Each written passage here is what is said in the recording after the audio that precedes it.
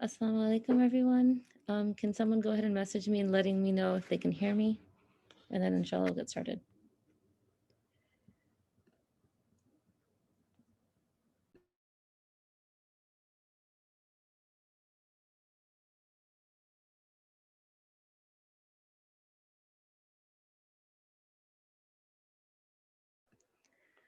Okay. Inshallah, we will begin by the recitation of the Holy Quran by Brother Aman Heather.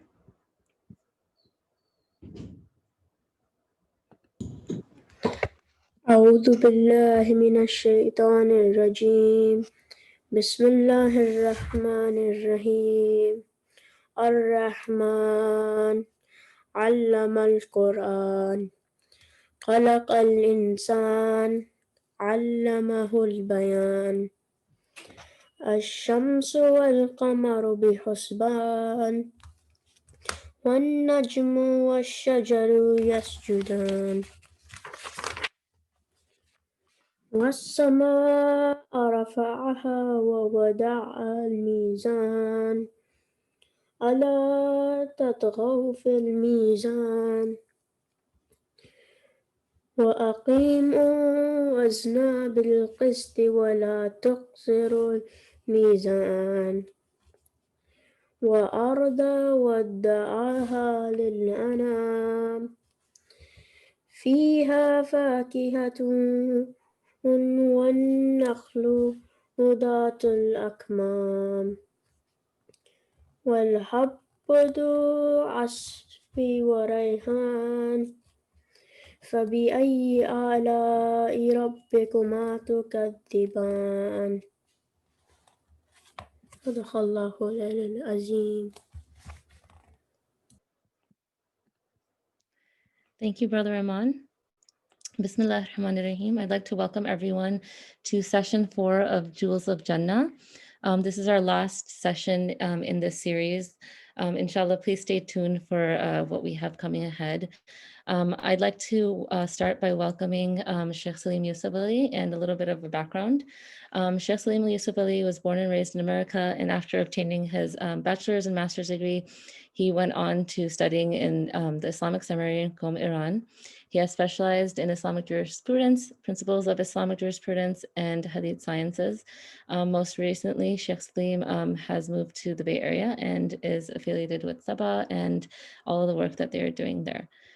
So without further ado, I'd like to invite Sheikh Salim Yusufali.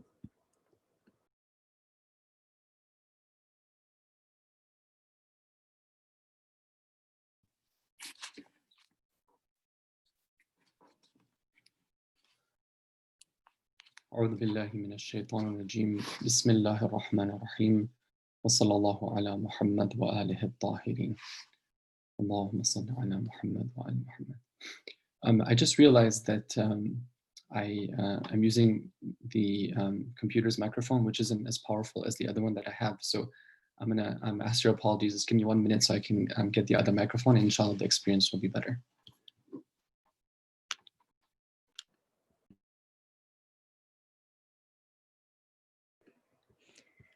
In the meantime, I wanted to remind everyone, if you guys have any questions throughout the session, please go ahead and submit them in the chat. The last few times I've noticed that I got some questions in my email and I wasn't able to look at them until after. However, this time I do have my email up, but I do suggest if you can just submit the questions in the chat, and inshallah that'll be easier for everyone to see. Thank you. Okay, so I hope that inshallah the audio is a bit stronger right now. So I wanted to begin by thanking Allah Ta'ala for this opportunity.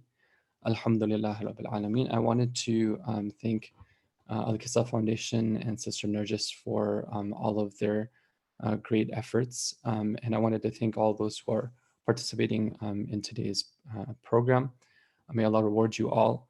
When I look at the type of work that Al-Kisa Foundation is doing in these different areas, it's something which I really admire and I really appreciate it. And so when Sister Nargis approached me and asked me if I could contribute in some way, I felt that this is something which is kind of an honor for me, where I get a chance to see what some of the experts have said in this area and consult their sources, bring it together and be able to translate it and present it in a way that inshallah we can all benefit from. And this is, I hope that this is counted as my small contribution in this area.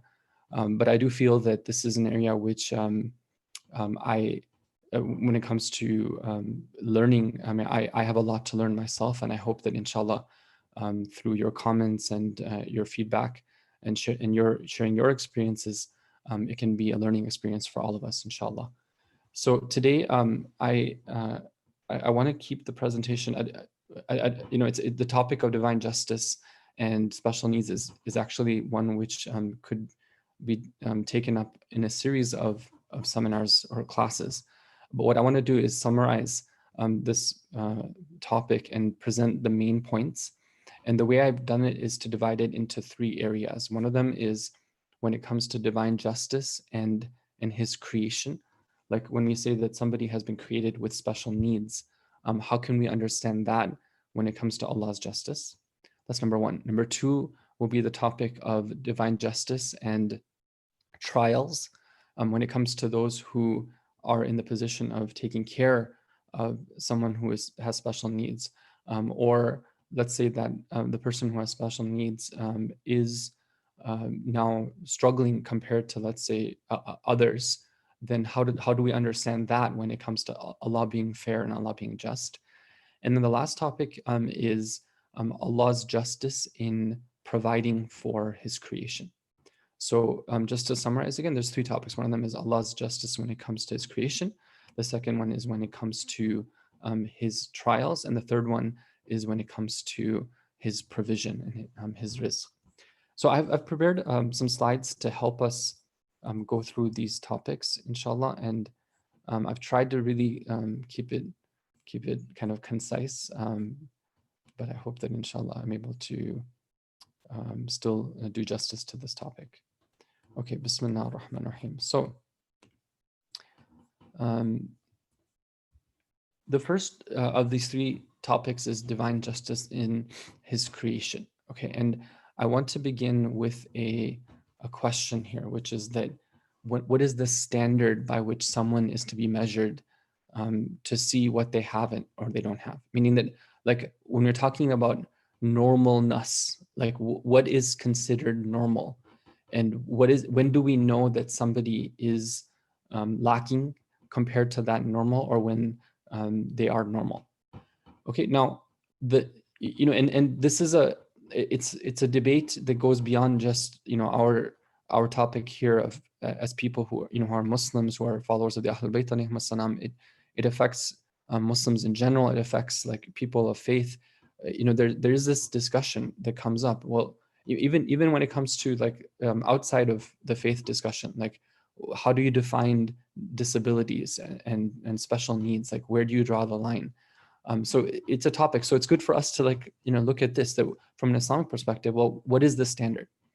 So one answer is, well, you look at the majority and you say that those people who fall into the majority, for example, most people have let's say 2 eyes, they have a nose, they have 2 hands, 2 legs. Okay, so because the vast majority of people are like that, somebody who falls outside of that spectrum, maybe they're lacking a body part when they're born, or maybe they have a body part but it's not functioning the way that other people's body parts function. And you say that, okay, well, because they don't meet the majority, therefore they are, let's say, they're people with disabilities. Okay, but that's one perspective. And is that the only perspective? Is that the right perspective to have? Now, if we go and just step back and we see this world as being a creation of Allah. Allah is the one who is the artist. Allah is the one who does everything with a purpose. And we start looking at different strengths and weaknesses, or different measures of his perfection that he's given to his different creations. And we say that, okay, well, maybe we need to compare not to the majority, because majority, there's issues with looking at the majority. Let's look at, let's say, the most gifted of Allah's creation. Okay, well, then if we start comparing, let's say, and we say that which of Allah's creation is the most has the most gift of sight, let's say. And you say, well, okay, well, even beyond human beings, there are animals which have sight, which can penetrate, let's say, through darkness and X-ray vision and all these different things that some of us animals have. Or let's say you look at movement. Well, human beings have certain types of movements, but there are animals which can move in different directions. They can move in different ways, and some of them they're more gifted than human beings. Okay, and if you look at different examples of Allah's creation, you see that, well, if you compare human beings, even somebody who's considered normal to those creations, then you say that, well, these human beings are very lacking compared to them. I don't have any means by which if I go to the top of a cliff, I can jump off and I'm guaranteed to be safe.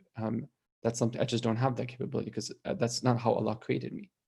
So from that perspective, then this idea of like, well, what's normal and what is it that somebody's, if you're talking about, like, let's say somebody lacking something, well, human beings as a whole, they lack. And then we say that, okay, well, let's compare to the most physically gifted human beings. Like, and you say that, well, let's say that if a human being can, this person can see the best, this person is the strongest, this person is the most, let's say, eloquent, or whatever it is.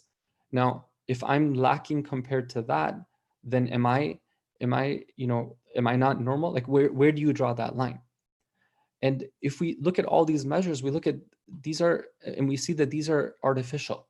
These are not something which Allah has said that you should compare yourself against these things. But rather, He said that I am giving you the example by which you should take as your role model, and you should try to aspire to take that path of perfection. And that is the Ahlul Bayt alayhim salam, the Prophets and the Ahlul Bayt alayhim salam. Of course, the Ahlul Bayt being the best of Allah's creation. And when we're talking about a standard, that's the standard that Allah has given us. And so from that perspective, if you look at the vast majority of human beings, actually any human being that's not a ma'asum, they are below standard. They're lacking, right? And they're very much like, let's say, falling short when it comes to what it is that the Ahlul Bayt have.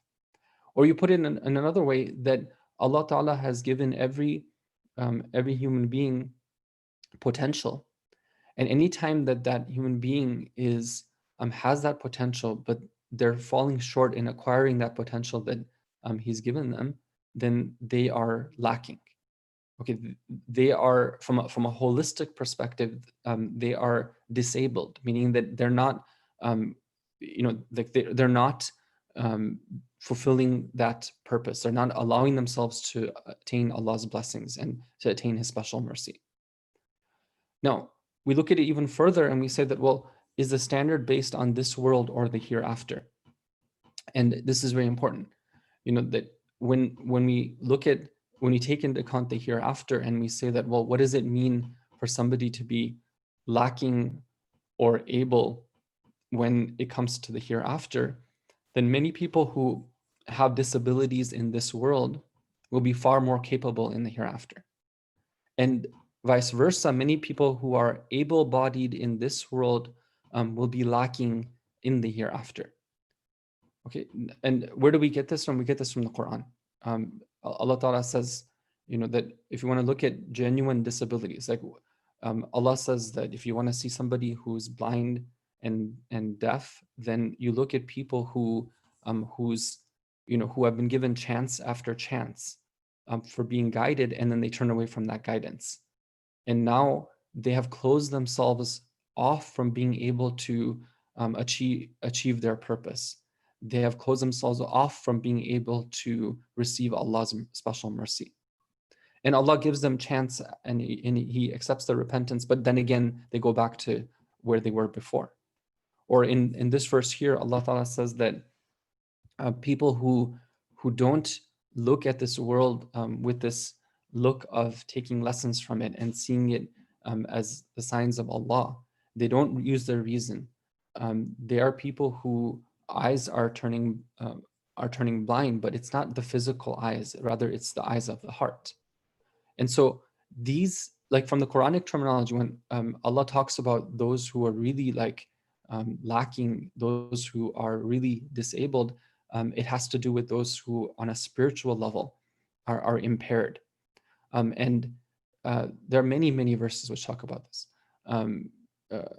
In Surah Taha, Allah Ta'ala quotes the person who will say, Rabbi lima hashartani a'ma wa qad kuntu basira. Oh my Lord, why is it that you have resurrected me and I am lacking sight, and I used to be able to see? Okay, and كذلك أتتك آياتنا فنسيتها وكذلك اليوم تنسى. And Allah Ta'ala will respond, and he will say that the signs came to you, one after the other, but you turned away from them, and now you have made yourself in a way where spiritually you don't have that vision, you don't have that capability of hearing anymore, and there's nothing I can do. It's not something that's within. It's something that you have made yourself into. So from this perspective, it's a deeper perspective. Now we're taking into account the hereafter. We're taking into account the model that Allah has given us. Then we see that the idea of normalcy, it changes. Those who are really looked at and said that these people are in need. These are the ones who are genuinely lacking something, are those who on a spiritual level are like that. So that's one perspective of like just defining, when we come to definitions, who is it that is in special need? And then again, now from the perspective of Allah's justice in His creation, one of the qualities of Allah's creation is that He does things with Jamal. He is Al-Jamil. He's the one who is the possessor of beauty. And one of the when we look at certain acts of His creation, and we look at it independently, and we measure that from our own limited measures, then we can often make judgments that are not precise. We're limited, and our judgments are therefore limited. The example is one of like a beauty spot. You look at just the spot itself, and you say that, okay, well, I mean, this thing doesn't, in and of itself, it doesn't seem to have that much beauty. And then when you zoom out and you see a person's face, then you say that, this person is exceedingly beautiful. Why? Because they have a beauty spot on their face. Okay, and when it comes to Allah's creation as a whole, again, when we see individuals and we say that, okay, well, this person is lacking, let's say, a limb. This person has been created, let's say, in this way. This person has lost this thing. The person, well, okay, they do differ from what we consider to be normal from a very material and outward perspective. But when you look at the entire tapestry of Allah's creation, they have their own role, and it has its own beauty. And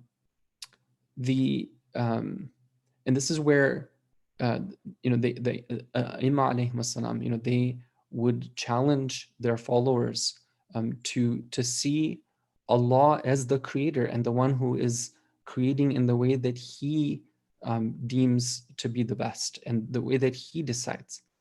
For example, there's one conversation that Imam As-Sadiq alayhi salam has with a man who is, he's complaining. He's saying that I really want a child, and I want the child to, I want a male child, and Allah hasn't given me a child.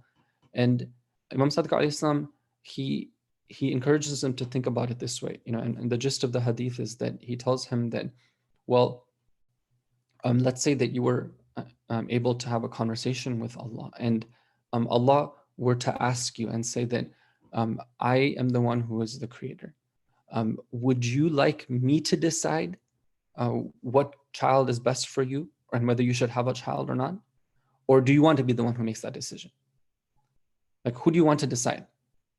Now, definitely, if you put it that way, this man, the companion Imam Sadiq Islam, he says that, well, of course I would want Allah to decide, right? I mean, it's Allah, right? I mean, He's the creator. He's the one who knows. I want him to decide. So then And Imam alayhi salam says that, well, if you want him to say that is the conversation that's already been had. That is the responsibility that Allah has already taken up to create in the way that He deems the most appropriate. So this is one aspect of it, is divine justice in the creation. Now, inshallah, we're going to continue to the second dimension, and then again, if there are any feedback or comments or questions, inshallah, we can take that at the end. The second topic is divine justice in trial. So when we're talking about divine justice and special needs, one time we look at the individual who has been created in this way, which they have some special needs compared to, let's say, what we consider to be the norm, and we talked about that. Now the second one is now those who, because of this creation, are tried. Now that can be their caregivers, it can be the individuals themselves. It can be those who are not necessarily giving care, but they are, let's say, they don't receive as much care as they would have. Let's say there's a sibling, for example, and now their parents are focused on, their brother or sister because they have special needs. Now they're not receiving as much care. So how do we understand this? And this is where there's an incredibly rich body of teachings that we have from the Quran and the Ahlul Bayt about how to understand and how to deal with and cope with trials that come our way. And it's deep, meaning that it's not just something which says that, like just put up and cope, or nor is it the other extreme, which is that, like let's say that you should, that you have where it says that, you have now the permission to, like, let's say, because of this, now you don't have any other responsibilities. And let's say you are, what I mean is that it's neither this or this. There's a sense of giving somebody, empowering them, and also giving them the courage to move forward and to deal with the trials in a positive way. But on the other hand, there's also a sense of being able to show them that empathy and that compassion and of that sympathy as well too. So we find all of this like in the traditions of the Ahlul Bayt and in the Quran. It's very rich, and I'm going to just highlight a few aspects of it in this presentation. So where does it stem from? Like, it stems from our understanding of Allah in His creation, that He is not somebody who creates and then is separate from His creation. He is somebody who creates and then takes on full responsibility of being part of the development and being part of the provision and the continued sustainment of His creation. And so that's why when we refer to Allah, we refer to Him as the Rabb, the one who is in charge, and the Mudabbir, the one who manages His creation. That perspective of God being, off on the side, or the one who, let's say, is, He's given us to that level of independence where He's no longer really there anymore. Kind of like, let's say, one who, the example that's given in theology is, let's say, somebody who creates a clock. The old when they used to make clocks, they used to make them with a bunch of gears, and then the clockmaker might create it and then wind it up, and then it would just kind of work on its own. And that's kind of the system that when we learn about science and things like evolution and all that, sometimes we have that impression that everything is just kind of on its own. It's working through these mysterious processes, and it's just happening.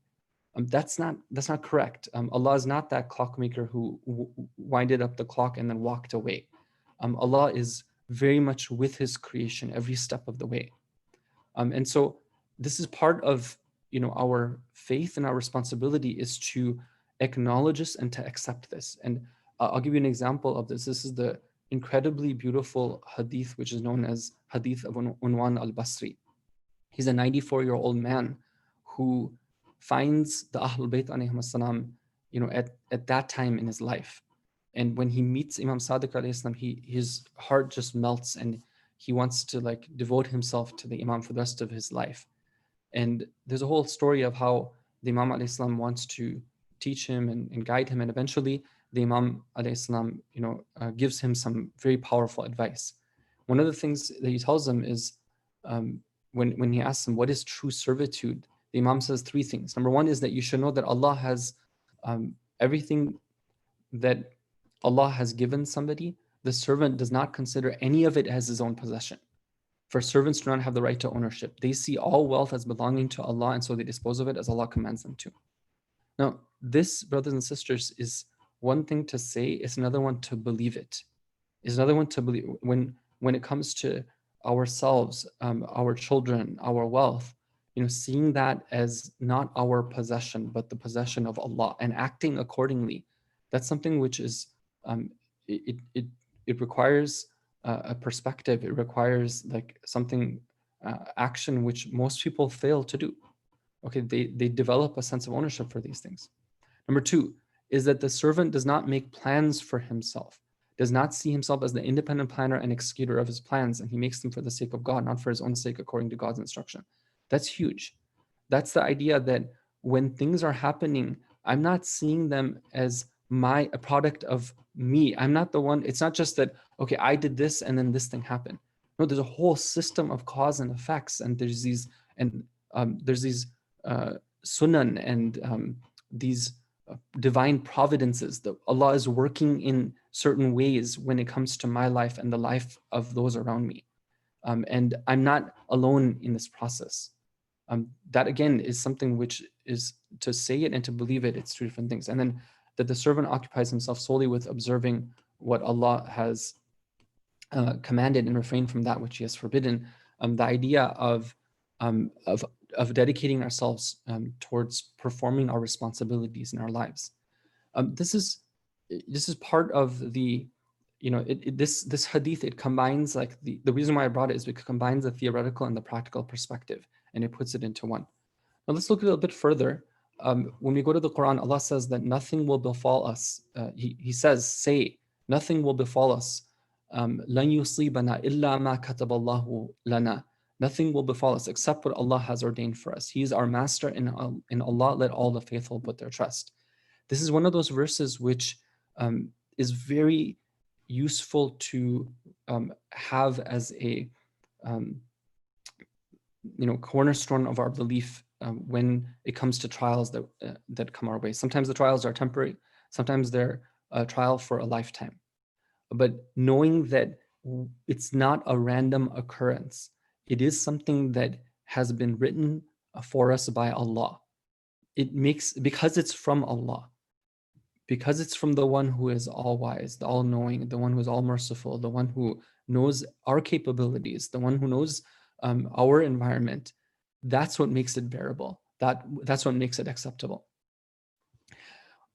But it's not something which is easy, and this is why we need to have these type of seminars, because if we don't have these reminders, sometimes these fundamentals of our faith, they can get weakened. That's why, like, we see this even in the hadith literature. Imam Sadiq alayhi salam, he says that every prophet from Nabi Adam to Rasulullah sallallahu alaihi wasallam, they used to make this dua, which is it's huge. I mean, it means that there must be something very important that these prophets wanted to remind themselves of and to remind others of. What is this dua? Allahumma inni as'aluka imanan tubashiru bihi qalbi. Oh Allah, I ask you for the type of faith in which you are directly in contact with my heart.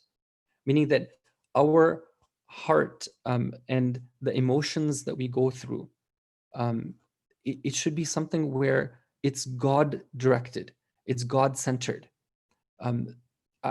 I need to have the type of heart where I feel confidence, I feel a type of acceptance with my current state, and it's because of Allah.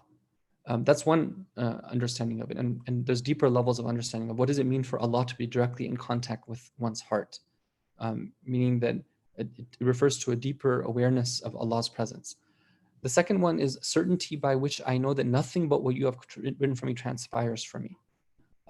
Again, this reflects this idea of what we talked about in this verse right here. And the third one is contentment with what you have apportioned for me. That's referring to the system of qada and qadr. Qada and qadr is the system of decree and destiny. And this is one of the very sophisticated areas of Islamic theology. And it's one in which the Ahlul Bayt alayhim salam, they had a very unique perspective that they gave to the Muslims. And unfortunately, those Muslims who didn't take the path of Ahlul Bayt, oftentimes they fail to understand, how does this work? How is it that Allah decrees, but we still have our own free will? From this perspective, though, when we're discussing individuals with special needs and the trials that those around them or they themselves will go through, it's important to understand that oftentimes there's sometimes where obviously there's a lot that can be done. There's a lot of free will or agency that individuals have when it comes to how to deal with the situation, how to cope with it, or how do we make the most of it, or how do we, let's say, not even make the most of it, that's looking at a negative way, but how do we let's say, how do we make a plan for life based on whatever Allah has gifted us with? Okay, but oftentimes, let's say a child is born in a certain way. Okay, well, they have a lifelong disability. Okay, so now that's happened, how do we understand that when it comes to divine justice? That's where this idea of Allah's decree comes in. Allah's decree is what? That there are certain things that we can affect when it comes to our du'as, when it comes to sadaqah that we give, when it comes to, let's say, certain actions which affect Allah's decree for us. But at the end of the day, He is going to make a decree. There is a time when all of us are going to die. There is a time when we're going to get sick. There's a time when this is going to happen. There's certain things that that's the way it works. And so when there's a certain time where, let's say, a child is born, and sometimes they have, let's say, a lifelong impairment, disability. Okay, so that's where this system of divine decree comes into play, and we have to understand that. And having faith that there is a system in place. It's not random. It's not just, no, there's a system in place. There's a hadith which indicate that removes worries. It gives us a type of ease where we know that, okay, this is something which is coming from somewhere higher up. Allah is the one who has decided this for me. Okay, now the last topic is divine justice in provision, in rizq. Now, we know that Allah creates, and then He does not expect that someone else is taking responsibility for providing for His creation. He is the one who creates, and then He provides as well too. And part of Tawheed and oneness, belief in oneness in God, is knowing that He is the one who is in charge of providing. وَمَا مِن دَابَّةٍ فِي الْأَرْضِ إِلَّا عَلَى اللَّهِ رِزْقُهَا. There's no creation on the earth, but that its sustenance lies with Allah, meaning that Allah is taking responsibility for it. Now, sometimes, how does He provide? Sometimes He provides directly to that creature. Sometimes He provides indirectly. But He's the one who provides. How many an animal there is that does not carry its own provision? Allah provides for it and for you, and He's the all-hearing, the all-knowing. And this is the way He wants us to look at it, that let's say somebody is able-bodied. They're able to independently, let's say, take care of their basic needs. Well, they shouldn't look at themselves as being independent in that process.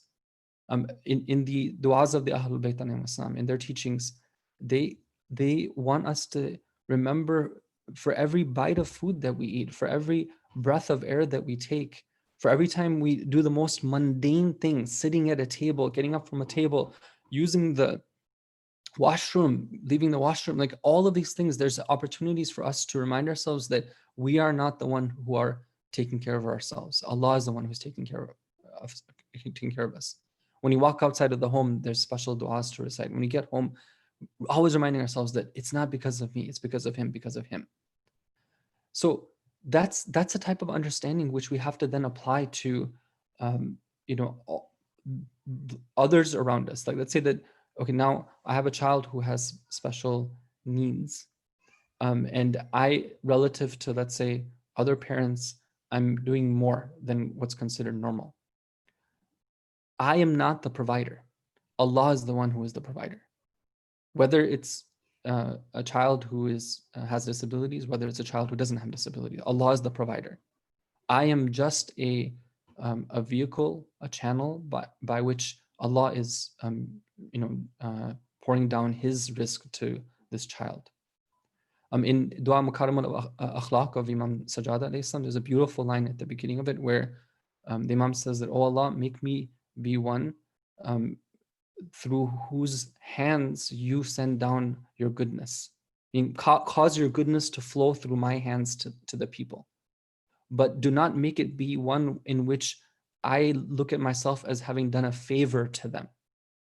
Right? Which I believe can be applied even in the case of, let's say, a caregiver, somebody who's giving care to somebody who has special needs, that I need to see that the khair that I've been given the opportunity to do to let's say, a child who's in need, that khair is not from me, it's from Allah. And I have to be careful here that I don't look at myself as, somehow that child owes something to me, because no, if actually I should be the one who's thanking that child, because I have this opportunity to be part of this incredible system of Allah showing His care and His love and His rizq to this child. In Surah Al-A'raf, Allah describes those who have a type of faith, but it's a type of limited iman. And what do these people do is, at least this is according to one interpretation of these verses, their dua when they're expecting a child. These verses, by the way, are very powerful, for parents to reflect upon before having a child, after having a child. The verses say that these people, when they have a limited amount of faith, so when they realize that the mother is pregnant with a child, they make a dua. What is their dua? The dua is, "Oh Allah, if you give us a child who is healthy, then we're going to be thankful." Now that dua in itself is problematic, because what somebody should be praying for is a righteous child. And if you look at the duas of the prophets, for example, in the Quran, Allah says, quotes Nabi Ibrahim as saying, "O Allah, Rabbi ja'alni muqima as-salati wa min dhurriyyati." "O Allah, make me be one who establishes the salah and my progeny as well too." Or the dua in Surah Al-Furqan, "Rabbana hab lana min azwajina wa dhurriyyatina qurrata a'yun waj'alna lil muttaqina imama," where what we should be praying for is children who are qurrata a'yun, meaning that when we see them, they make our eyes pleased because of their taqwa. And we have a hadith in which Imam Ali alayhi salam says that I never prayed for children who were well formed, and it wasn't that I was looking for their physical development, but rather I prayed for children who, when I saw them, they would, and I saw them trembling in the fear of Allah, then my eyes would be delighted. That's the gist of a dua that Imam Ali we reported from him, that he used to frequently make this dua. So here in this verse, Allah says that these people who have a lower level of faith, they're praying for a healthy child. That's the extent of their dua. And then when He gives them a healthy child, they ascribe partners to Him in what He had given them. Meaning that now they see Allah is kind of being out of the picture. And now they're the ones who are responsible. Or let's say now it's like, let's say, they see other individuals being the ones who are solely responsible for their child. Let's say like the doctors, for example, or whoever it is. That's a very shirk type of perspective. But rather, it should be the case that the same way that they knew that before the child is born, it's in the hands of Allah. Even after the child is born, it's in the hands of Allah. So here, the point is that Allah provides to those in need and to their providers as well. This is part of Allah's justice, is that now when there's somebody who's giving that care, they're giving that care, that even that care that they're able to give is coming from Allah Ta'ala as well. Okay, and the other aspect of divine justice and provision, and this, I'm putting this here because it's under the same general topic, but in a way it's different than these other three bullet points, is that we have a number of traditions which say that those who are suffering in this world, in the hereafter, even ayat of the Quran, in the hereafter, Allah will be generous to them, and even more, and He'll reward them. And this is a perspective as well when it comes to divine justice. And like even on a superficial level, like let's say somebody has physically they're limited in this world, but spiritually they're shining. Now in the hereafter, they can have whatever they want. And there's a hadith which say that, just on a superficial level, that in heaven, those who dwell in heaven, they can choose whatever, however they want to look, they can choose that for themselves. And it's up to them. And in the Quran, Allah says that whatever ma tashtahi anfusum, whatever their souls desire, they can have in the hereafter. But then we have other traditions which say that when somebody who was lacking some physical aspect in this world, that when in the hereafter they see the reward that's waiting for them, they'll say that, if I had a chance, I would go back and live the same type of, face that same type of suffering, because now that I see what Allah Ta'ala has made for me. And those who see what they've been given, they will also wish that they would have suffered in this world similarly. So this is another aspect of divine justice when it comes to like looking at how, when we say comparing things, we can't be short-sighted and just look at this world. We have to look at the hereafter as a whole. So that brings me to the end of the points that I wanted to cover. I just wanted to quickly recap what it is that we talked about. We talked about 3 major aspects of divine justice when it comes to special needs individuals. One of them is when it comes to Allah's creation, and the idea that, how do we define what's normal and what's, let's say, special needs or those who have disabilities, and kind of looking at it in an expanded scope, considering the spiritual dimension, considering the hereafter, and then seeing, realizing our limitations and being able to determine what's, let's say, beautiful and what's not beautiful. That's one aspect. The second one had to do with divine justice when it came to events that transpire, challenges that people face in their lives. And the third one had to do with divine justice in Allah's provision, and the idea that Allah is the one who is taking care, and part of Tawheed is acknowledging that and realizing that those who are caregivers are just part of a system, and they themselves are being provided for by Allah Ta'ala. So with that, I wanted to end my comments, and I would really be happy to get your feedback and learn from your experiences as well. And if there's any questions or any clarifications that are needed on what has been said, I'd be happy to, inshallah, try to offer some more perspectives.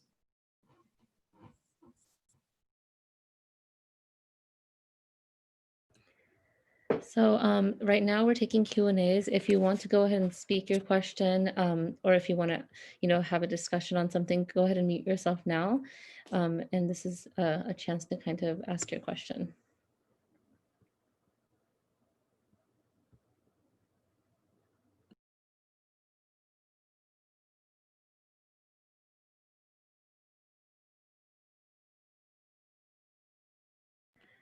Okay, Sheikh Salim, I have a question that came in. All creations are created in harmony with a purpose. Creation reproduces, finds own risk, and allows personal safety. How do we see the divine justice in a child, for example, that has autism with all of these aspects that are missing, except for partial physical abilities? Can you repeat those aspects again? Yes. Creation reproduces, finds their own risk, has and acknowledges their personal safety. Those are the abilities that was listed.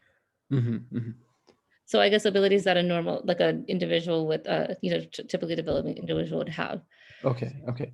So again, I think that maybe there, if we look at each one of those, let's see whether each one of those, meaning that, is that the case? Can we is that something that we have to accept? Because if we accept it, then we can talk about the conclusion. So the idea of somebody being able to find their own risk, does it mean that somebody can't find their own risk, that now that is that a requirement for somebody to be able to have a purpose?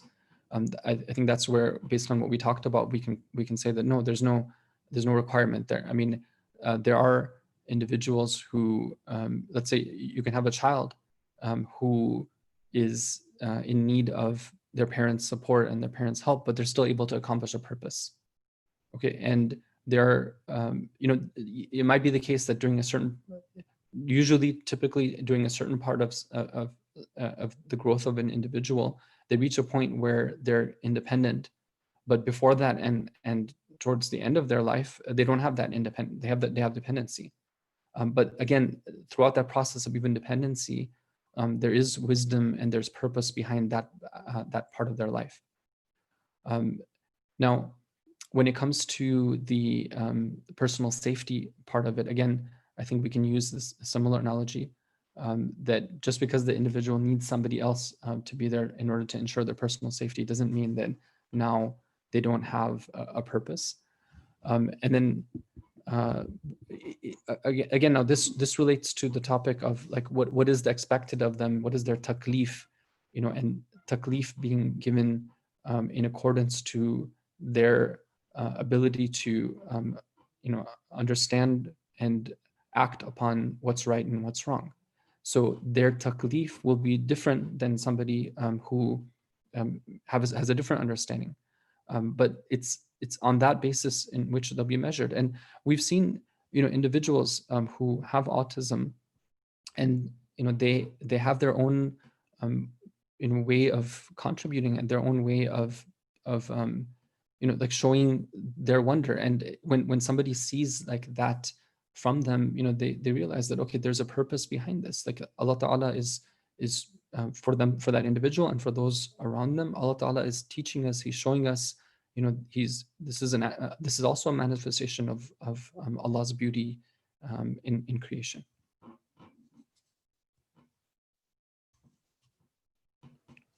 Thank you, Sheikh Salim. There was another question that was asking, what are some things that I can do to remind myself about, I'm trying to read the question, to remind myself about this being a blessing for me. So I guess to see having a special needs child, how can I remind myself that this is a rahmah and not, for example, a burden or something that an extra test that was just given to me and not given to others? So I like this question because it kind of assumes that it assumes this need to like actively be working at it, and I think that's a good reminder for all of us that faith and iman is something which it requires like attention, and we have to work on this because we have many forces that are trying to pull us away from our iman and our center. I mean, and that's the job of the shayateen. The job of the shayateen is to take somebody and pull them in different directions and make them very confused, and sometimes the simple truths that are present of, like, for example, لَن يُصِيبَنَا إِلَّا مَا كَتَبَ اللَّهُ لَنَا, like the ayat that we quoted, that everything that comes our way, Allah has written it for us, but of course with the understanding of our having free will and agency as well. Even those simple truths sometimes we're pulled away from. So we have to be ensuring that we're doing our part to cultivate that iman and to preserve it and to grow it as well. And that requires effort, it requires attention to oneself, to one's spiritual needs. Some of the things that I would practically suggest is number one is having not in any particular order, but let me just list off a few things. Like one of them would be, being in touch with people who are a positive source of, like kind of, they can help somebody grow. Like this is what the job of friends are. Friends are there to like help us see things and to, give us the right perspective on things.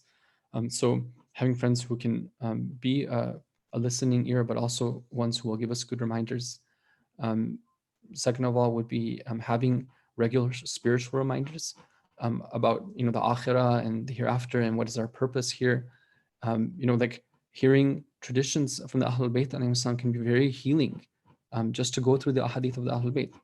Like I'll give you an example. When there's a time when I was facing a great difficulty, and I went to one of my teachers, and he said different things, but he said that, and they were comforting, but he also said that one thing you should know is that for a believer, a true believer shouldn't be expecting to have a relaxed, comfortable life, right? That's not the way Allah's created things, right? And believers have been created to be tried and to be tried, and there's many traditions about this. So to get those reminders can be very, very important. And sometimes we hear them, sometimes we read them, right? But it's very important on a regular basis to get those reminders. And then another point of practical action is being committed to the practices of the faith. Like the job, what is regular salah supposed to be able to do for us? Allah in the Quran says that inna salata tanha anil fahsha'i wal munkar wa la dhikrullahi akbar, meaning that the outcome of salah is to prevent you from doing evil and indecency, and the greatest benefit of salah is dhikrullah, is to remember Allah. So we need these opportunities to be able to remember Allah, because when you remember Allah, Allah bi dhikrillahi tatma'innul qulub, it's with that the hearts find that type of tranquility and that rest, and they have this greater understanding. So that dhikr of Allah, the way to attain it is through the practices of the Sharia that we've been given. Things like a tasbih of Fatima Zahra alayhi salam can be very healing. It can give us a perspective. Things like doing a sajda of shukr can be very healing, right? Things like doing a 2 rak'ah nafila prayer for Fajr can be very healing and very comforting.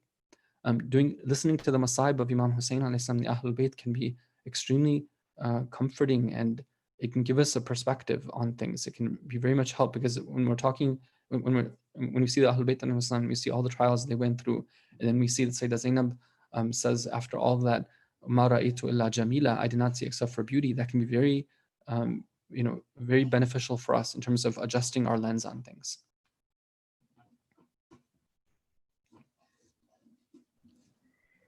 Okay, we have a few. Oh, go ahead. I have a quick question. So when you mentioned that the Ahlul Bayt didn't do dua for a well-formed or healthy child, is that an and or an or? That they did dua for a pious child, but did they also do dua for a healthy child? The hadith itself is, let me just try to recall it 1 second.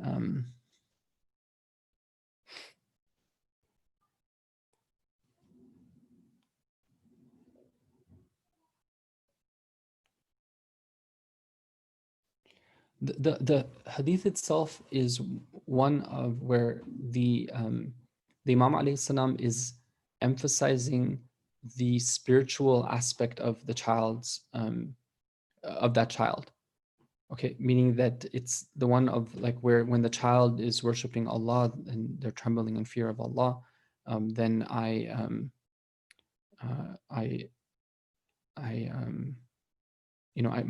that's where I find the delight in my eyes. Now, having said that, for a parent to, let's say, a couple which is expecting a child, for them to pray for a child who physically is able-bodied, they're physically, let's say, they have physical well-being in all aspects, mental well-being, spiritual well-being, right? These are things which are natural, and there's nothing wrong with them. I mean, it's part of the desire of any parent, and it's perfectly okay to do that. Now, but maybe in this hadith, the Imam alayhi salam perhaps is emphasizing this part because he wants to show that of the two, this is what has much more importance. This is what really, when it comes to the purpose of what parents want and what their responsibility is, it's really like this spiritual component which he wants to remind people of, and which is the emphasis is on.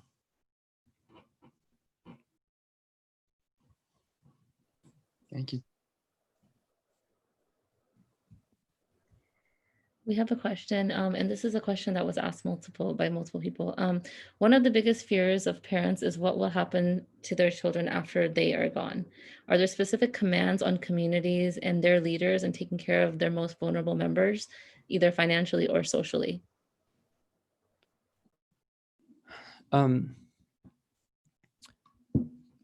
So one thing for like when it comes to the parents who are worried, this is where we have to step back and ask ourselves, well, what is it that we're worried about?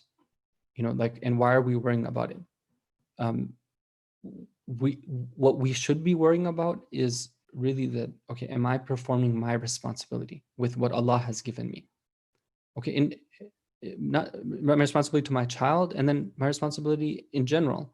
I have responsibilities towards my own, self-development, and let's say to my spouse, my child, everyone, right? Am I with whatever is I can? Allah does not want more than what He's given somebody, but am I doing that? Right? The rest I have to leave to Allah. He's the one who provides. He's going to take care of it. He has His ways. Okay, so that's for me to worry about it. Then it can very much have an impact on my ability to do my responsibility, because when I'm worried about things that I shouldn't be, then of course, like it usually doesn't stay just inside of me. It's something which then comes out and affects the entire environment. So part of Iman is to, like, if you look at the mu'mineen, the true mu'mineen, on one hand, they're being tried and they're being tried. On the other hand, their worries are not about these types of things. Their worries are more about, okay, are they performing their responsibility? Their worries are related to the hereafter. It's those worries which, it's not one which has they're not baseless. Like they're worries which are grounded and which are helpful to them, actually propel them towards even better actions and more sincerity. Now, the second of all was a practical question. Do communities have a responsibility to take care of those in need? Absolutely.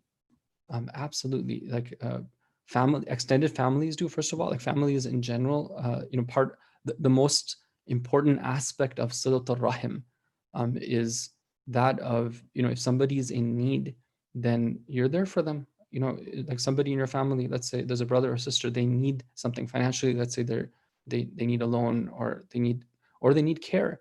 Okay, so you're there for them, you help them. And then at the level of mu'mineen and the rights of mu'mineen on others, that includes being aware of what's going on and being there for them when we know that they're in need of help. So for sure, when we talk about community development and developing, like, what does it mean to have a true community? A true community is not one where you just have a place to get together where you see each other once in a while. Of course that's part of it, but a large part of it is like having those bonds and those real type of like relationships. Okay, well, I know what's happening. I'm there to help. Whether financially or when it comes to emotionally, when it comes to just being, knowing that somebody else knows and that somebody else cares. Sheikh Salim, we have about 3 or 4 more questions. I just want to make sure it's okay with you if we answer and go on in terms of time. Yeah, I'm okay. Yeah. Okay. So the next question is, how do you approach comforting a child that might have a lifelong dependency due to a disease or some sort of disability that they have? That why Allah has destined this for him and her and not their peers or anyone else?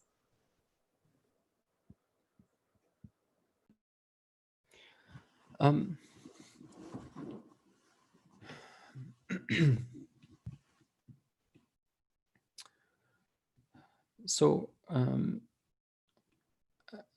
I think that when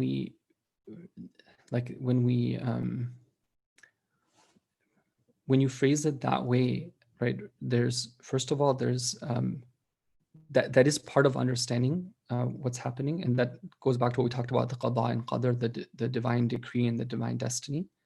But there is a precursor to that, like meaning that we have to understand certain things before we get to that. Like, and so if we're explaining to a child, it's important to take them on a journey to of ma'arifah of Allah, of awareness of Allah. And that journey, first of all, starts out with acknowledging that Allah is the creator. He is the one who is in charge. Everything's not random, right? It's not the case that we just came out of nowhere, we just popped into existence. And then talking about the attributes of Allah, what kind of God is He? He's a God who is perfectly knowing, He's perfectly capable, He's perfectly aware, He's perfectly kind, right? And there's nothing that prevents Him from there's no one who can come in His way and stop Him from doing whatever He wants. And then, so on and so forth. We take it step by step, right? We explain that, okay, well, of course, depending on the level of the child, but Allah is the one who's in charge. Allah is the one who provides.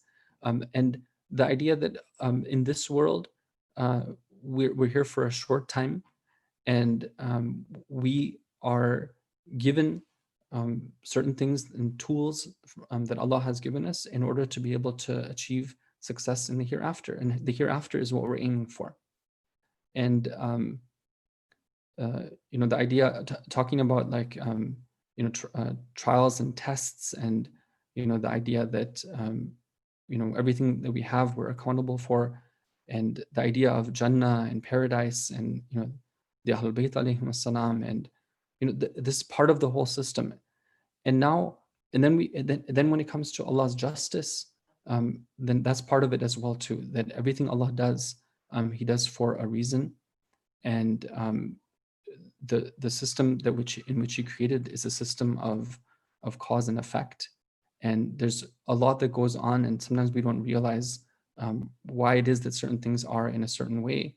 But that's where because we know it's not just random, we know that it's part of this greater system. Okay, we know that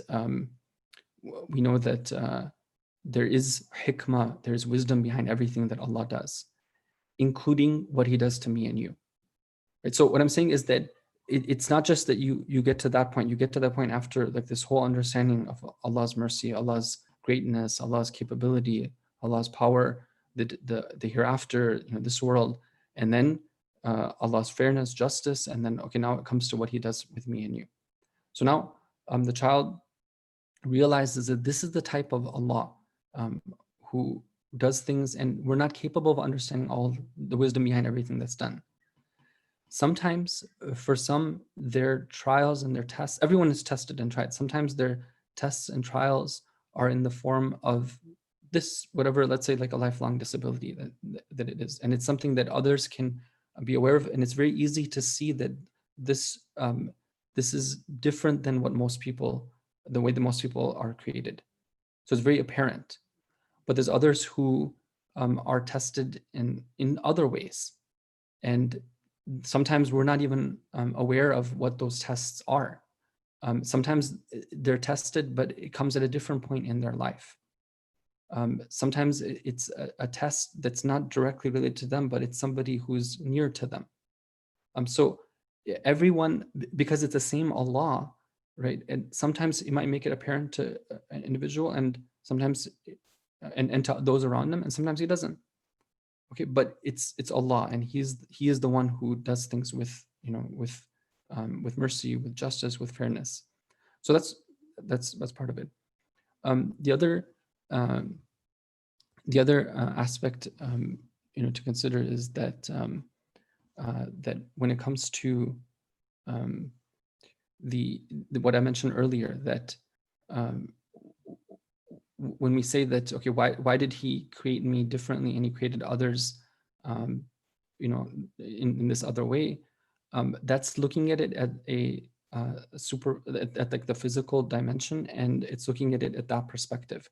But we have to look at things in a holistic perspective, and we have to say that, okay, well, who are you? You are this. You have a body, right? But you also have a mind, right? You have a soul.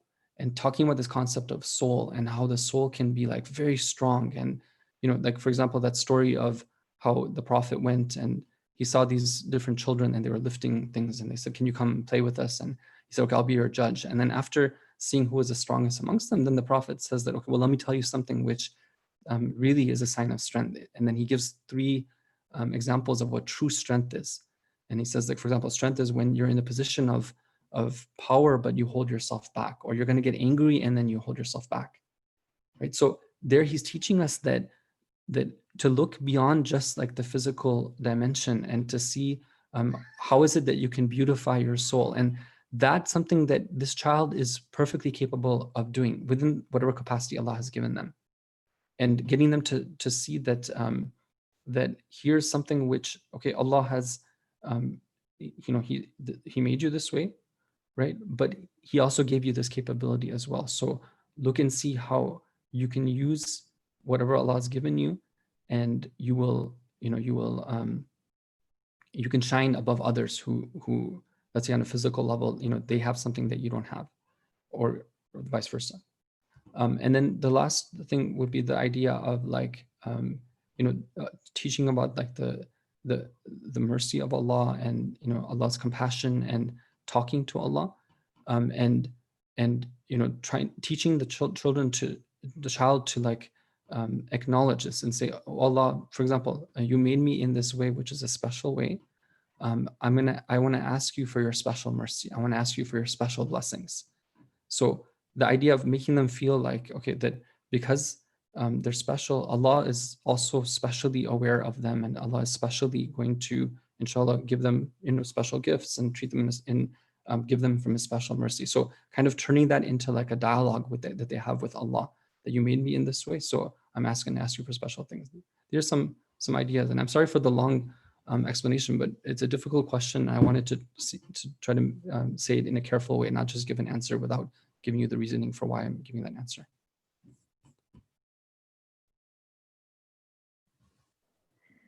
Okay, we'll do one or two questions left. So the next question was, with new medical technologies, is it permissible for parents to pursue certain options to reduce the possibility of having a child with a disability? It depends on what they're talking about. I don't know. I need no more information, I guess. Yeah, if she provides me more information, I'll message you, inshallah. The next question is, because of the lack of resources in our community, many parents have to choose community resources for their children. For example, public schools that are better staffed with more resources for a child on the spectrum. While they get the support they need for their disability, they might not be in the best environment for them spiritually. What is your advice for parents in this situation?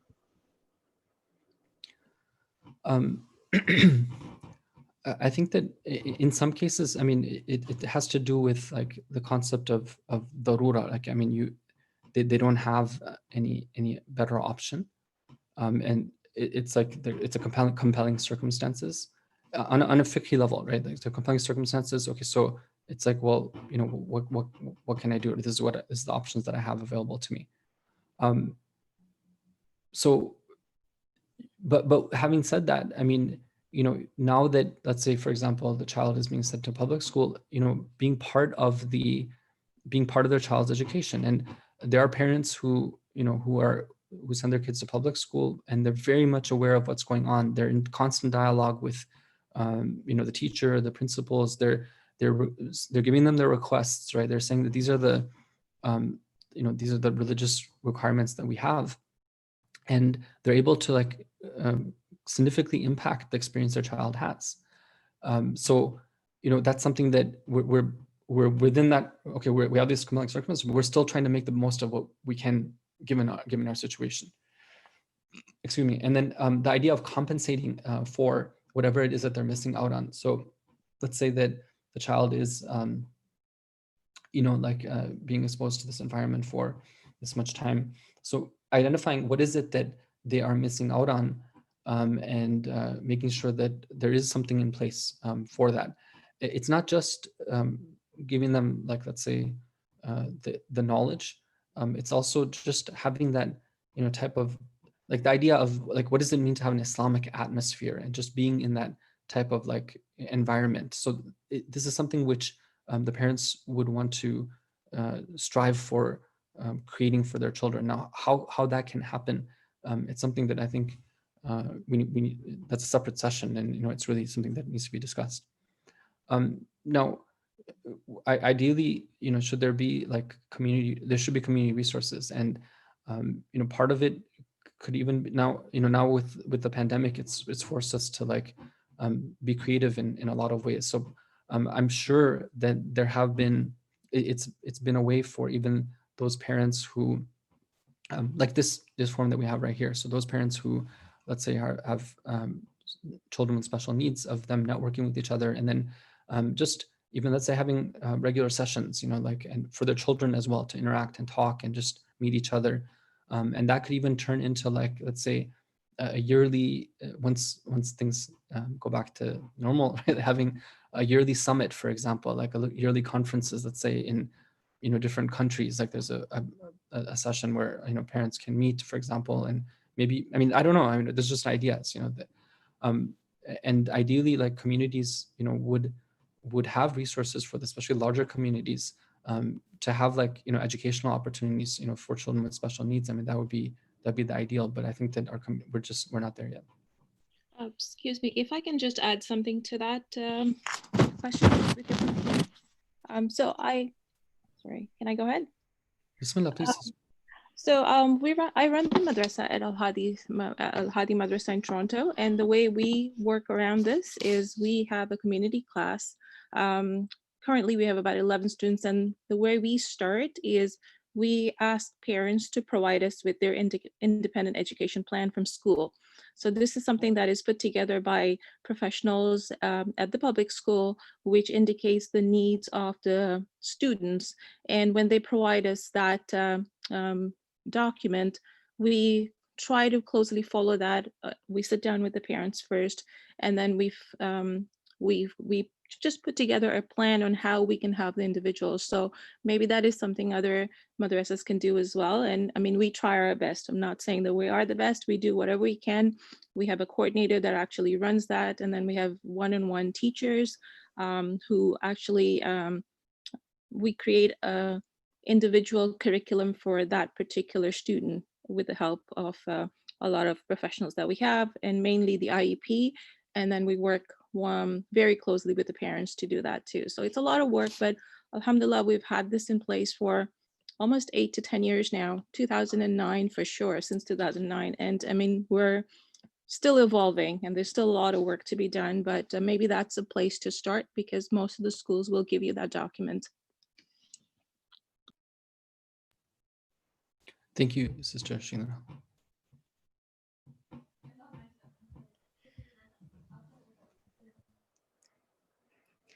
Thank you for that, sister.